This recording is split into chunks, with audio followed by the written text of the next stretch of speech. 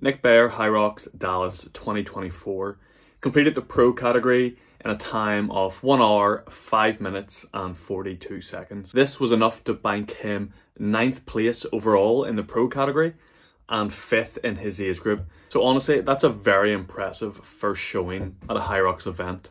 I know there was a lot of chat out there about Nick making it into the Elite 15, breaking that 60-minute barrier. Honestly, I'm just not sure that people realise how difficult that really is.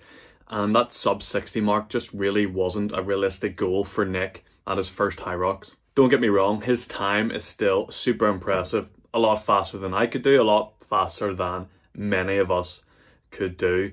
It was actually enough to bag him top 7.1% of all historical Hyrox races. So yes, of course, he is right up there, but he's not even really knocking on the door of that elite level. There's many of you who probably don't know this, but there is a fantastic website called highresult.com. I'll put it up on the screen here. It's going to let us take a dive into Nick's results and analyse, the good and the bad, and maybe we can see where he could do better for next time. So really, all you have to do is type the athlete's name at the top, and it will bring up all races that they've competed in. This website actually uploads times pretty quick after you've completed a race, and it really does give you a great breakdown. The first page we're looking at gives you a breakdown of the overall that will separate out your running, your workouts, and your rock zone. We can see from the running graph here that Nick went 31 minutes flat for his total running, which is a good bit under that 4 minute per kilometre mark, and that puts him in the top 4.3% of all runners in the pro category. So sticking on that running theme, we can then open the runs and look at the breakdown for each lap. We can see from this breakdown that Nick's running was very consistent. His second run seems to be by far his quickest with a 3:33, and then his slowest run was his 8th run, which I believe to be, just glancing over there, 4:09. Yes, there's a wee bit of a discrepancy there between the spaces, but the quick time is actually the anomaly here, not his slow time. Not quite sure why that second run would have been so quick. Maybe he got out of the ski erg and there was somebody, 40, 50 meters ahead of him and he just tried to catch them. But obviously it didn't seem to do him an awful lot of damage, as his subsequent runs were all fairly stable until that 8th run. And I imagine by that stage, it's just a matter of lactic acid building up in the legs. And that 8th run can be very tough, especially if you send the lunges, which Nick did do very well on his lunges. So we'll move on and look at the workout total, as this is where we're going to see where Nick really excelled, or maybe he didn't perform as good as he thought he would on some of these stations. Just a bit of a disclaimer here, there does seem to be a bit of a bug with the workout total time for all athletes at Dallas. It seems that the chips did not pick up the ski erg station, and it looks like this ski erg time has been lumped in with the rock zone time. You can see on the screen there, it says that Nick went near 8 minutes 30 in the rock zone. I promise you, he didn't. That would put him in the bottom 10%. It has taken what I imagine to be, somewhere between probably a 350 to 410 total ski station, and added that in to his total rock zone time. Because of that, we have to ignore that 26-minute total for his workouts. So let's open up this workout breakdown and have a wee look at the stats. As I said, we'll ignore the ski erg station. What's really cool about this website, as I said, it ranks you against all historical Hyrox races in your category. So this is Nick compared to the rest of the men's pro population. So we can see he put in a very solid sled push. I'd expect no less from a man his size, his power, his endurance. He's going to move that sled fairly comfortably. So 2 minutes and 32 seconds, solid time, top 11.8%. We move on to the sled pull. Now this is where you can see practicing technique probably does yield great results. There's a bit of a drop off between his sled push and his sled pull. I'm not saying these times should be in any way equal, but I just mean when we look at the percentage of where he ranked with the rest of the population, he did do a wee bit worse on the sled pull with 4 minutes and 30 seconds. You'd probably expect Nick to be able to put that sled pull in under 4 minutes. However, it is actually a very technical station, and with more practice, I'd say Nick could probably shave 30 seconds off this station time. Honestly, the next station, it's a bit of a surprise for me. The 4th station, a lot of people dread this, the burpee broad jumps. He did say himself on his Instagram story after this race that the burpees really humbled him. I'm not really sure what went wrong in the station. You could say maybe he was operating at too high of a level coming into the station, pushing himself a wee bit too hard. But then I'd expect to see the 5th run after the station drop off a bit more. But he ran a 4 flat, so he was there or thereabouts. Yet to put in, you know, over 5 minutes on the burpee broad jump station for a guy who's as fit as Nick Bare, it does come quite as a shock. I'd say maybe the only explanation would be a lack of practice. Maybe he neglected this. Maybe he thought the station would be, you know, easier and he put more time in, you know, elsewhere, maybe on the ergs. I did see a picture of Nick that he put up on his Instagram that he's standing up, and he does have that look of despair on his face. What's interesting is that from that one picture, you can maybe tell that his technique maybe isn't as optimal, as there's actually no requirement to stand up during your burpee broad jump. And believe it or not, you know, standing up completely will take more energy out of you. You can look at the likes of Hunter McIntyre. He just rests on his hands and knees, and then he just kind of frog hops along when it comes to his burpee broad jumps.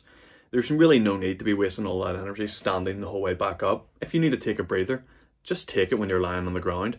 Maybe next time I expect to see this station come down a lot. He'll probably take the best part of a minute off this. Percentage-wise of where he ranks against the rest of the population, this was a massive drop-off. He ranks in the bottom 25% of athletes in the pro category, which is nuts when you consider that his total performance time was the top 7%. Obviously, he was very gassed during this workout. It was impressive to see him put in a really good, steady run straight after those burpees. He got on the rower, he turned out a 420. Now remember guys, this does not mean Nick was rowing at 2:10 pace per 500 meters, as your time actually starts when you enter the row zone. So that's him running down. I don't know how long that zone could have been 50 meters, getting on the rower, getting your feet in, starting the machine, getting off and getting back out. So 4:20 is actually a pretty good time. This is the kind of station where even by improving by 10 seconds will shift you right up in your ranking against the population. You can see Nick at 4:20 pace ranks in the top 30% or so. Yet if he had went 4:10, just 10 seconds faster, he'd be in the top 12%. Imagine he used this station as a way to settle back in, compose himself, and just get ready to tackle the back end of the race. Farmer's carry, of course, big guy.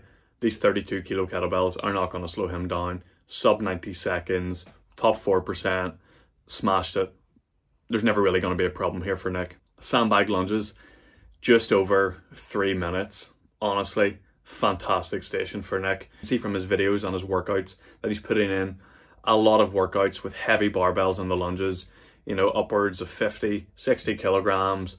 So this 30 kilo bag probably didn't feel like a lot. At this stage, you really do know you're towards the end of the race. And I'm sure Nick was just really trying to hammer, get through Lee's lunges. You gotta go to the pain cave here. And he's put in a really, really solid time. And he's been rewarded with the top 2.8% on this station. His best station by far. Naturally then, this is where we see that 409 kilometer coming in at the end. I'm not sure how the laps were laid out at Dallas. Maybe it was a shorter lap and that 409 maybe isn't indicative of a full kilometer. So he could have been running slower than 409 pace. But it's still solid time. He clearly didn't completely blow up. And he got into those wall balls. Wall balls, last station. He really didn't do as well here as I thought he would have. You know, 5 minutes, 18 seconds. It was enough to put him in the top 22.4%. So you can see he's dropped off just a wee bit here compared to the averages on the other stations. This station can be quite frustrating. Obviously, I haven't seen any footage yet, so I'm not sure if he was getting no rep and stuff like that. But you can get penalised for quite a few things on the wall balls. You know, not squatting deep enough. Hitting too low on the target. Believe it or not, you can get no rep for hitting too high on the target. I have heard this from athletes before.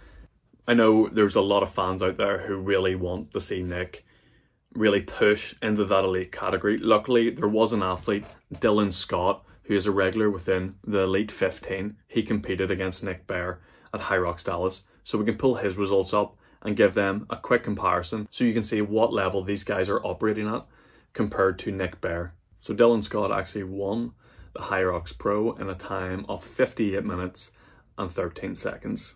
Incredible time. I actually really like seeing Dylan compete.